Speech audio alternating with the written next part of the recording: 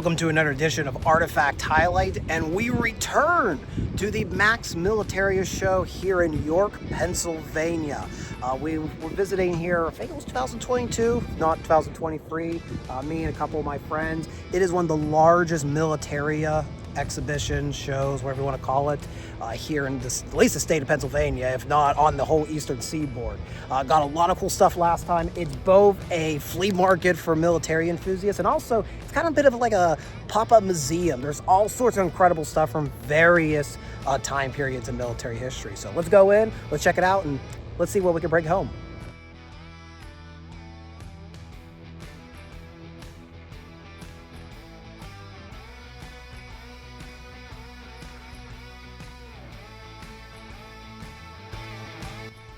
Oh boy, Max, where do I begin?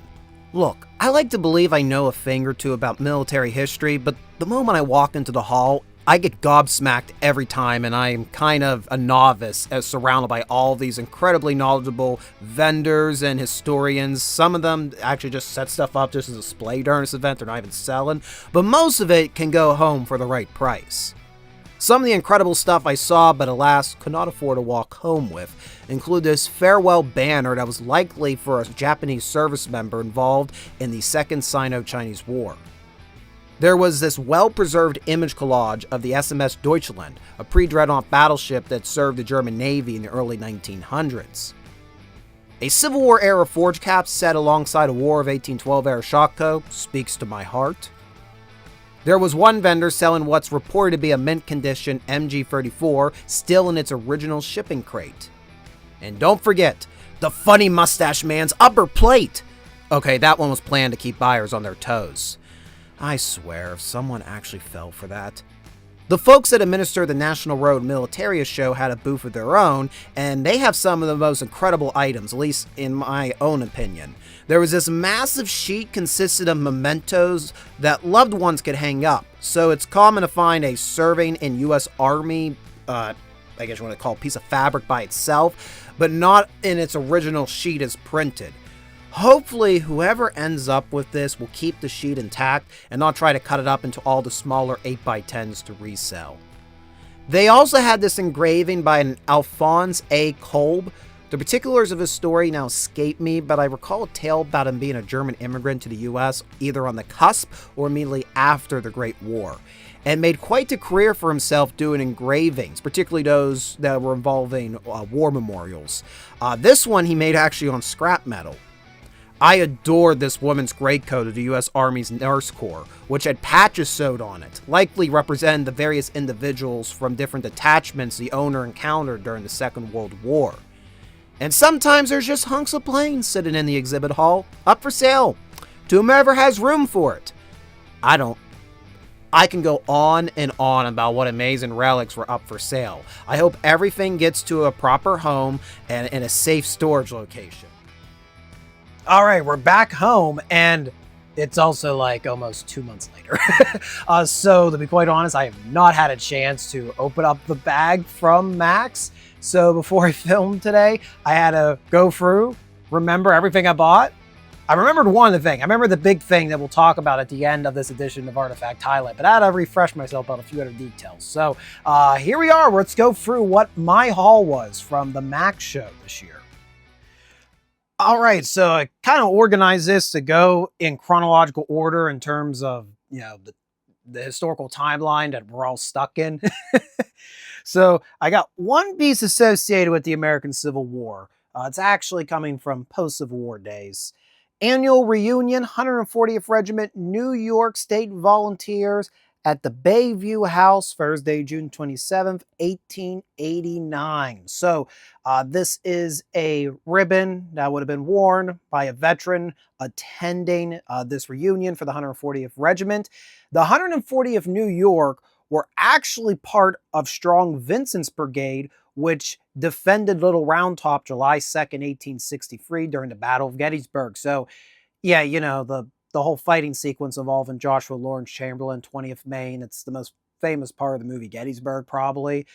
We're not going to talk about any more about Chamberlain. He doesn't deserve that much attention. But there's 3 whole other regiments in that brigade, and that's not even counting about the other units that came up the Little Round Top to try to defend it. And 140th New York were one of those other units in Vincent's brigade.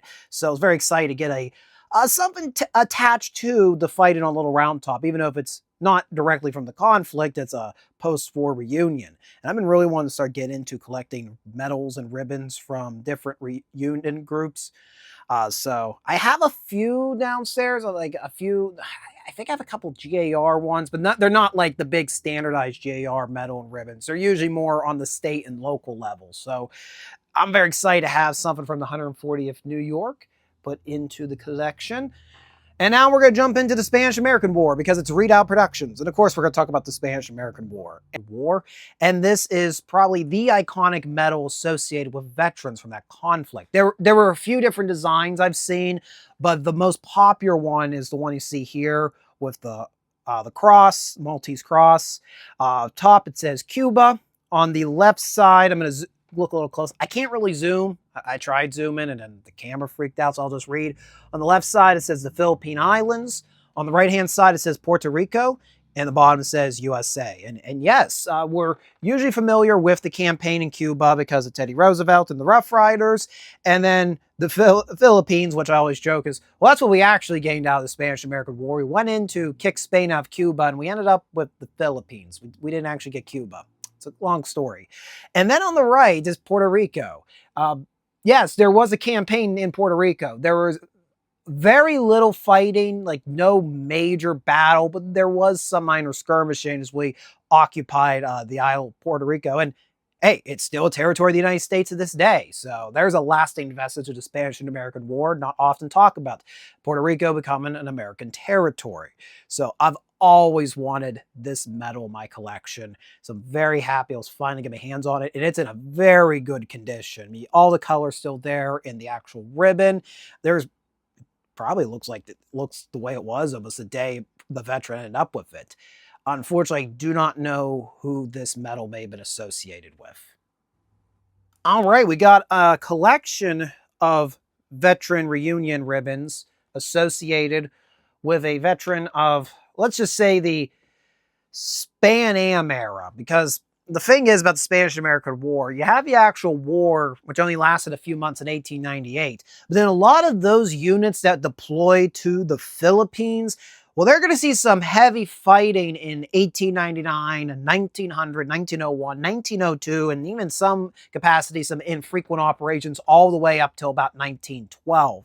And that's because of the Philippine insurrection. Because, funny story, the Philippines did not like exchanging one occupier for another. They were not happy with that.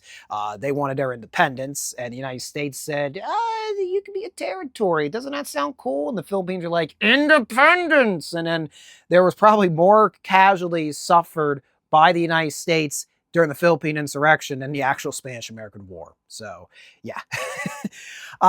This box consists of items associated with a Frank Wallace of Willard, Ohio.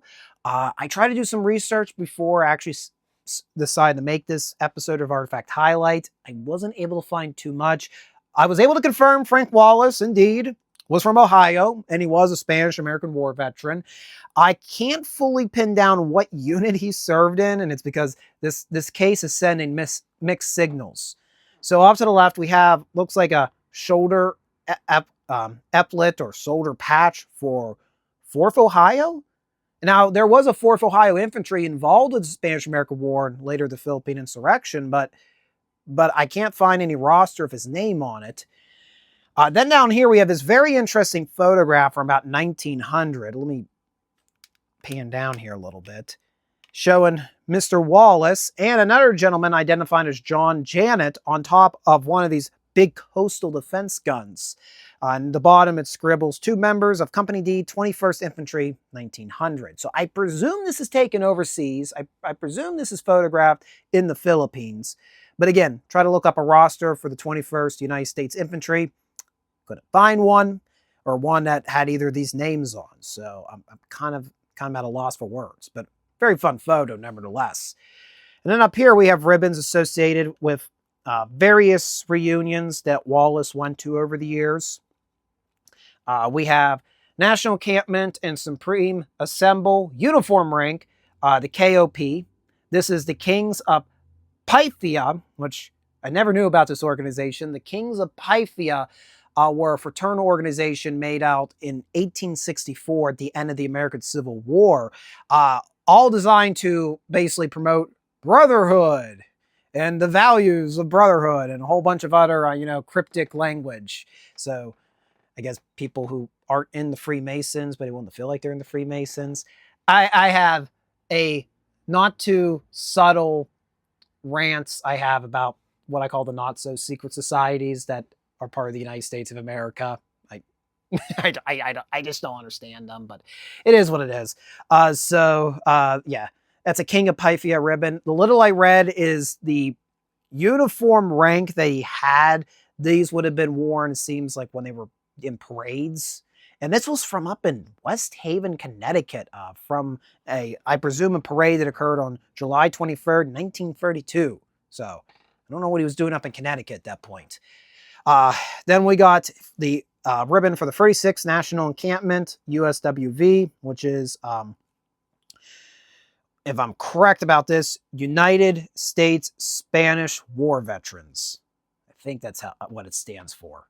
And you can very vaguely make out the Willard, Ohio, and Frank Wallace. And interestingly enough, it was hosted in Pittsburgh. I love my Pittsburgh stuff, of course, being a Yinzer. And you can see on the left there, they have the blockhouse, the 4-pit blockhouse. The right, you have the Maltese Cross, which symbol for the Spanish-American War. That was on the Veterans Medal earlier. And in the middle, you have the Cathedral of Learning. So I have to do a little more digging. I'm wondering, is that where the reunion was hosted, the Cathedral of Learning? Then if we move over here, got another ribbon here. Annual Reunion, Spanish War Veterans. Again, there's that iconic medal. Norwalk, Ohio. It only says O, but I'm presuming it's Norwalk, Ohio. May 29th, 1928. And then the last one there, very faded, but you can see Frank Wallace, Willard, Ohio. A visitor to the 36th Annual Encampment, Department of Ohio. United States Spanish War Veterans, Toledo, Ohio. I gotta look myself. June 24th, 27th, 1934. So, very excited to have this nice little collection, all relating to one individual who was involved with the Spanish-American War, and I presume also the Philippine insurrection. We really do need a better term to describe those conflicts, from 1898 all the way up through 19. I guess you could call them the Roosevelt Wars. I mean, that would be an apt term. I mean, but what do we call about when we occupied Veracruz in 1914? Do we include that in the Roosevelt Wars? You decide in the comment section below. What can we use this? I know people sometimes call it the Banana Wars, but not all of them were true Banana Wars. There we are, light back on. So these are some stereo views taken of the Great White Fleet. Here we have one view from bridge of the battleship Minnesota. This is pretty cool. You get to see in the galley. Mess time aboard ship. Marine drill on the battleship Connecticut. In the cook's galley. It's really cool. Now, in the time of the Mac show and recording this, I got to actually visit the USS Olympia. Now will be a future edition to Retrace in History, which is similar in design, but is not on the scale of these battleships. It's a protected cruiser, not a true battleship, but there's a lot of similarities in how they were building things at the time. So it's really cool seeing these images from the time period and knowing I've been in similar quarters. Sailor boys writing letters. The mascot of the flagship Connecticut. Oh, there they are. Look at the mascot.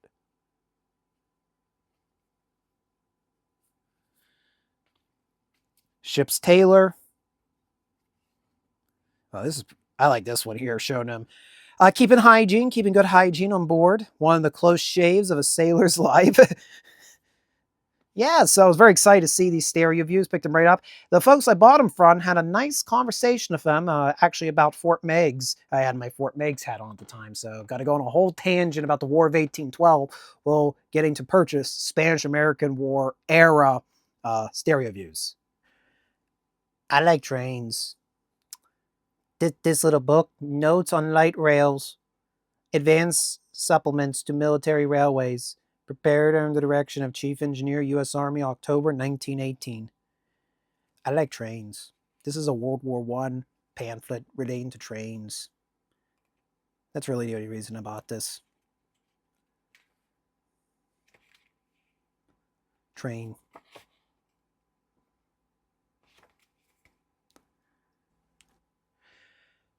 All right, so what we're about to see now is a collection of documents and a medal associated with a gentleman known as David Silva. Take this out. Oh, be careful there. All right, after much delay reading through this and listening to myself sound like a goofball because I can't pronounce basic English, this is the documents and the medal associated with David Silva, who, the little bit I can put together, David Silva emigrated from Portugal to the United States. He was involved in a minor capacity in the Great War. I think he may have just served on the home front, maybe like with a defensive group defending a coastal fortification or a harbor, something like that. We have his honorable discharge paper. We have his naturalization paper, his passport, which is not from the Great War, it's from the 1970s. And we actually got his World War I victory medal. I've been reading down this. This is a certified. David Silva gives his military number, private, 49th Company, 1st Division Battalion, 151st. This is either division, but I want to say it's Defense Brigade. I could be wrong on that. The United States Army, as a testimonial of honest and faithful service, is hereby honorably discharged from the military service of the United States by reason of, and this is demob order. So I'm going to say this is the demobilizing order, WD, November 15th, 1918, and SD number, some headquarters, 151st Defense Brigade, April 22nd, 1918. Said David E. Silva, and I'm positive it's 1918 or 1919. Said David E. Silva number was born in Mayo, so I'm going to assume this is May. This is throwing me for a little bit. It's Mayo, was born in the state of Cape Verde Island. When enlisted, he was 25 years of age and by occupation and labor. He had brown eyes, black hair, medium complexion, and was 5 foot 8.5 inches in height. Getting under my hand at Camp Devens, Massachusetts, this day, 30th April 1919. And on the back, you got to be very careful. This document's in the worst condition. There's some more information back here. I'm not going to read it all. It's more just the basic about his enlistment. There's also 2 notaries, it looks like, that came from Connecticut in the 1930s. So I guess those were added at a later date. Maybe Mr. Silva had to prove his military service and needed notarized in the state of Connecticut.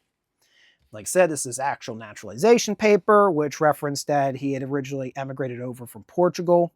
Also talks here, mentions down here, him looks like it may have actually happened at Camp Devens itself, the naturalization process. Victory medal, which I'm not for certain is actually Silva's, I think. So basically what happened was when I picked this up off the dealer's table, you had the envelope with all the documents. But then like right over here was the victory medal. It wasn't in the envelope. You could clearly see it says, World War I victory medal comes with it.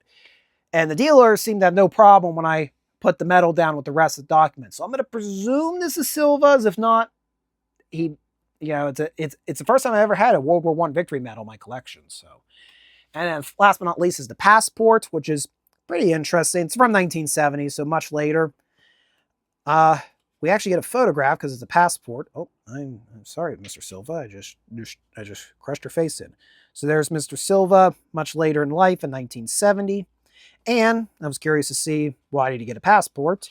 Well, it does appear this is the only mark that's made, but he ended up going back to Portugal in 1970. So I can't find a location for his final resting place on at least Find a Grave. So if anybody has any more information about Mr. Silva, I'll happily accept it.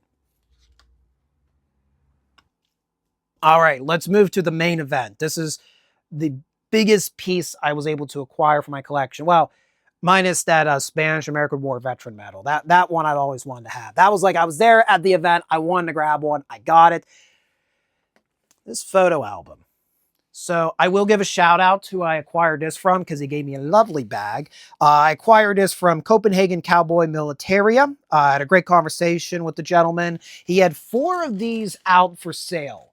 And I went through all 4 of them. And I wanted to come home with all 4 of them, but I just couldn't. I could only afford to come home with one. Well, I mean, I guess we could have, I guess we could have just sold Humble Collector's car in the parking lot. He may not have appreciated it. Anyways, I joke it aside. This is a photo album relating to Japanese family and friends from World War II. I do not know the individual or family associated with this. The uniforms, the accoutrements you'll see in the photographs indicate this is 1930s going into 1940s. So we're just really going to just kind of pan through some of the images here.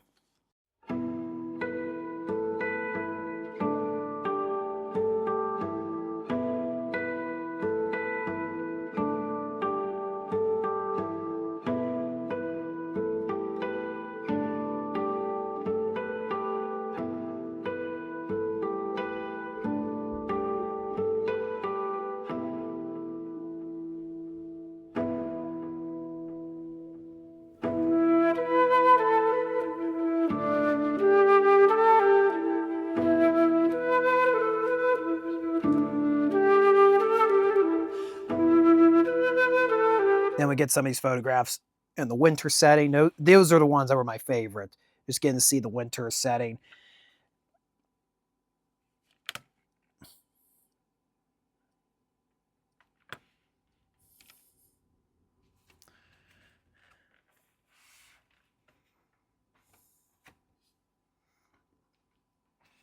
Got here whole line of skiers. Some of these are falling out of place, unfortunately. Well, this, oh, it actually fell underneath.